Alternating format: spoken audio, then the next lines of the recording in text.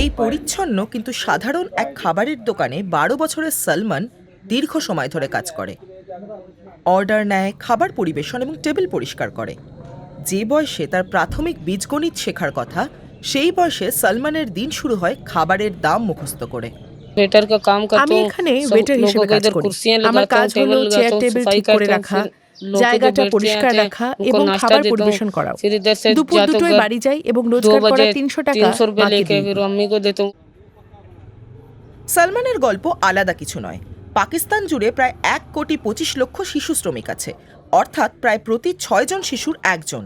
এবং যারা শিশু শ্রমে জড়িত তাদের স্কুলে না যাওয়ার ঝুঁকিও অনেক বেশি। আমি যখন দ্বিতীয় শ্রেণীতে পড়তাম তখন বাবা আমাকে স্কুল ছাড়তে বলে। তিনি বলেছিলেন আমাদের কাজ করতে হবে কারণ বাড়ির আর্থিক অবস্থা খারাপ। এই মুহূর্তে পড়াশোনা চালানো সম্ভব নয়। সলমনের বাবা মুজাম্মেল স্বল্প মজুরির এক শ্রমিক। ৬ জনের পরিবারকে টিকিয়ে রাখতে লড়াই করে চলেছেন। সংসারটা অনেকটাই টিকে আছে সন্তানদের আয়ের ওপর। 25,000 रुपए मेरी सैलरी है, 15,000 আমার মাসিক বেতন 25,000 টাকা, কিন্তু বাড়ি ভাড়া 15,000 টাকা আর বিদ্যুতের বিলই প্রায় 5 থেকে 6,000 টাকা। এই কারণেই আমার বড় ছেলে একটি প্রাইভেট হোটেলে কাজ করে। সে প্রতিদিন 300 টাকা আয় করে। এই টাকাতেই আমাদের খাবারের খরচ চালাতে হয়। মুজাম্মেল জানান তার সবচেয়ে বড় বোঝা হলো নিজের সন্তানদের শৈশব ত্যাগ করতে বলা। তবে দারিদ্র্যকে অস্বীকার করতে পারেন না তিনি। আমার মনে হয় না ভবিষ্যতেও আমাদের অবস্থা বিশেষ ভালো হবে। আমার বেতনও এত সহজে বাড়বে না। আমরা গরিব। 20-25 হাজার টাকায় দিন কাটানো খুব কঠিন। সন্তানদের জন্য টাকার ব্যবস্থা করতে পারি না, তাদের কাজ করতে পাঠাতে হয়। পাকিস্তান জুড়ে দারিদ্র্য এখনো অনেক বেশি। সাম্প্রতিক আন্তর্জাতিক মূল্যায়ন বলছে দারিদ্র্য কমাতে সরকারের প্রচেষ্টা অনেকটাই থমকে গেছে। গত কয়েক বছরে পাকিস্তান গুরুতর অর্থনৈতিক সংকটের মধ্য দিয়ে গেছে। দেশটা প্রায় ঋণ খেলাপির মুখে পড়েছিল। পাকিস্তানি রুপির মূল্য কমে মুদ্রাস্ফীতি ভীষণ বেড়েছিল। মানুষের কেনার ক্ষমতা কমে গেছে।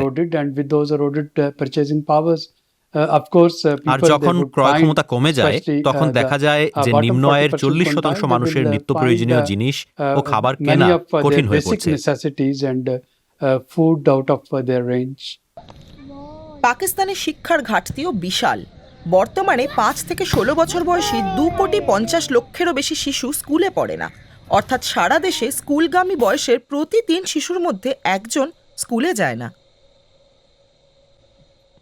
পাকিস্তানে প্রায় 2,60,00,000 শিশু স্কুলে যায় না। আমরা আমাদের সাধ্যমতো চেষ্টা করছি তাদের সবাইকে আবার স্কুলে ফিরিয়ে আনতে। সলমন একা নয়, মুজাম্মেলও একা এক বাবা নন। তাদের গল্প আসলে লাখো পরিবারের গল্প। কাগজে কলমে শিক্ষা বিনামূল্যে এবং বাধ্যতামূলক হলেও বাস্তবে এখনো অনেক ঘাটতি রয়ে গেছে।